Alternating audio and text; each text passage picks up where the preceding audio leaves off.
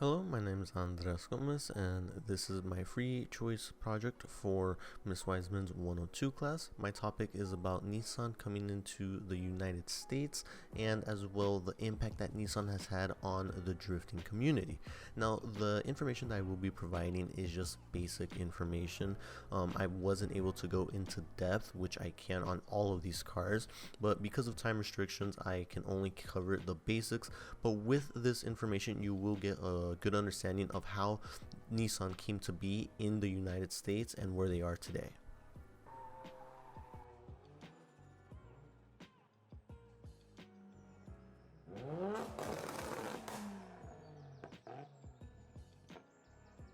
So to start it off, we have this gentleman on your screen now that goes by the name of, 吉助相川 sorry about that, Google Translate, just I cannot pronounce his name to save my life. However, this is the founder of Nissan. He became president of a company called Nihon Sangoe in 1928. Now, this company was only primarily dealing with auto parts and not making automobiles. Now, they changed the name to Nissan in 1933, and then in which they came out with their first mass-produced vehicle in 1937. And then as well, Nissan decided to expand from its Japanese roots and officially came to the US in 1958, but they came under the name of Datsun. So throughout the course of this video, I'm going to be going back and forth between the names of Datsun and Nissan quite a bit. Simple reason is because Datsun was basically the Nissan back in the day. I could go really into how Datsun's name got started, but that's almost a video in itself. Simple explanation is just that Datsun was the Nissan originally, and then Datsun officially changed their name to Nissan later down throughout the line. So the first vehicle that Datsun ever made was the Datsun Type 15. This was actually their very first vehicle ever made, and it was the first Datsun slash Nissan and Japanese mass-produced vehicle. So the first Datsun introduced to the US market in 1958 was a Datsun 1000 sedan. This is a Datsun 1200 sedan, and the Datsun 1000 sedan only sold 146 units in the US from the time of 1959 to 1961 until it was replaced with this one, the 1200, which sold over 1300 units. So they also did make pickup variations. This Datsun was originally imported in 1958 into America with a 37 horsepower 1000cc engine, and was sooner later given a boost to 48 horsepower. And this quarter ton pickup truck really helps establish Datsun in America, in Americans market. Approximately 220 American servicemen purchased this truck and imported them back to the US from Japan.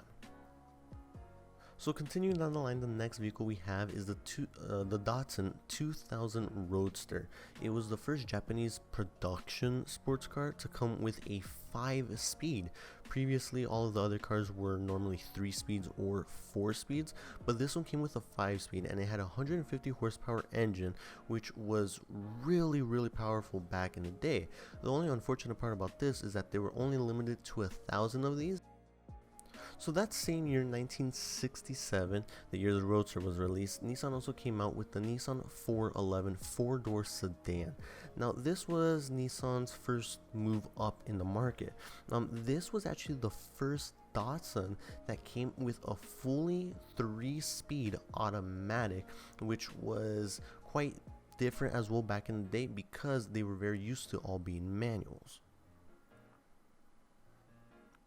Following right behind the 411, we have the Nissan Patrol.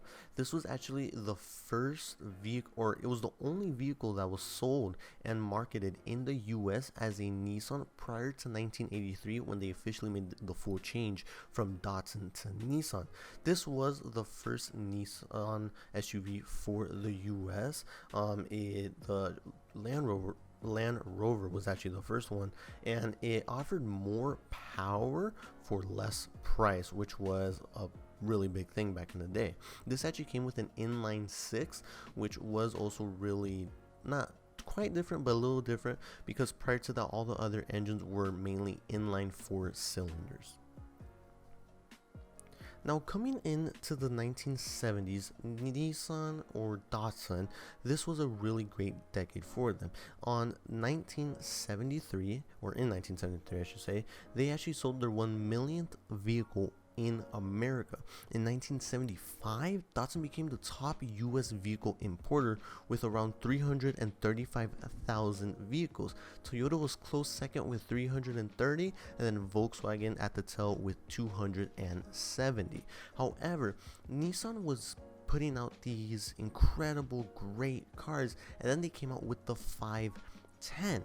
The 510 was a legendary car. It was winning both in the American Rally Championships and as well in the East Africa Safari. Now, the 510 was an interesting because, they were looking for something that would be more appealing to the American eye.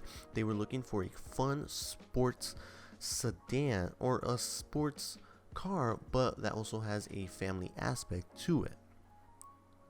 Teru Anchuenon, hopefully that's the way you pronounce it, was given the task of both creating a fun, sporty car and at the same time making a reliable car.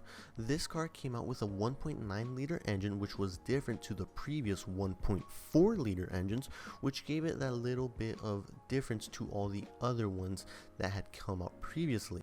Now, with a bigger engine means more power.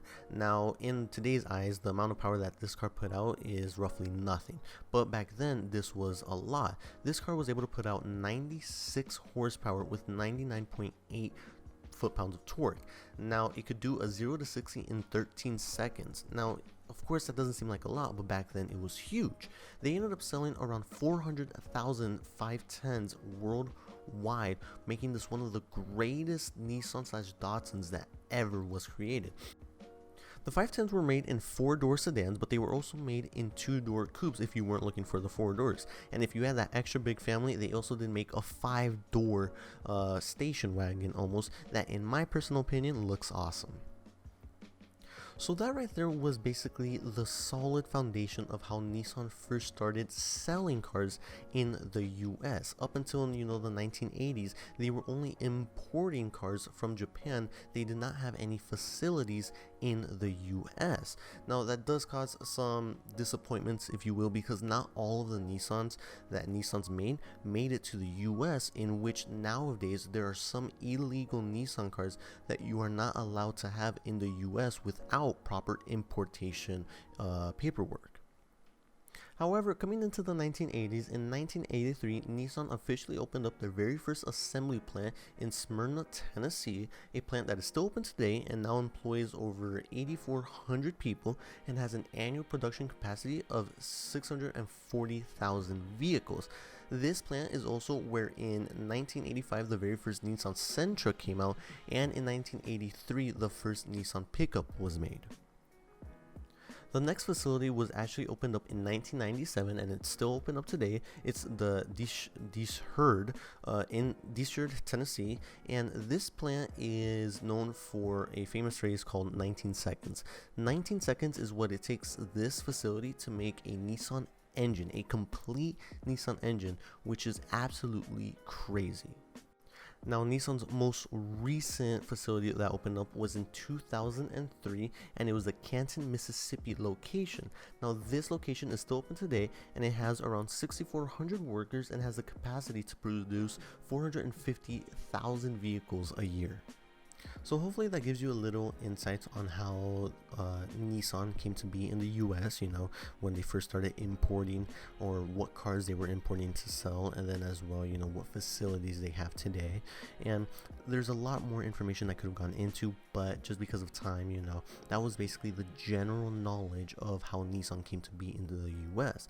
Now, with Nissan coming to the US, Nissan in the upcoming years made a lot of cars that have now been a major role in the drifting community. So I would say around 50 to 60% of the drifting community has either owned or does own a Nissan vehicle. The Nissans were made, roughly 1990s, early and late, early 2000s, and these vehicles have been such a big impact to the drifting community, whether it be in their pure looks, their pure power, or the pure simplicity of them. It's just been a very major factor in the drifting world. Now, with the drifting world, nothing stays stock. So you have these cars that are 30, 40 years old, but it doesn't matter because we have modern day technology, modern engines. You may have a car that's 40 years old, but that may pushing 1,000 horsepower because of this technology we have. Nissan is such a big impact in the drifting community. Even in the movie Tokyo Drift, I would say probably 50% of those cars were Nissans. Hans S15, DK's 370, even Paul Walker with the iconic R34. You remember the Mustang from Tokyo Drift with the very last race? Yeah, that Mustang, that American muscle Mustang, had an RB26, a Nissan motor. Nissan has put such a big impact on the drifting community that I would say no other brand really has. Now, with that, that's my conclusion with this video. I really wish I could have gone more in depth. I just would be here for hours and hours on end. Thank you for watching. And to end this video off, I just want to show you what drifting is in today's world. Take your eyes off it. Dean and Borkowski back at it again. And Borkowski back where he was the first time. All over James Dean's car. He is actually side by side. Front wheel to front wheels. He's pushing Dean around the track. And the transition is insane. The transition doesn't even make sense. How did he get away with that? And he's still in it. Borkowski dives onto Dean's door again. Here we go again. He is hungry for it. This kid wants his name on everyone's lips tonight. And by midnight, he might just be that rising star. As he all over the back of James Dean's car. He's right there. He's closer than he was the first time. He's more aggressive than he was the first time. And now he's right with Dean. He lost him here the last time. Not this time. James cannot get away. And Borkowski goes right to the door. Does he make a big impact with the wall? How does he hold it? It doesn't make sense.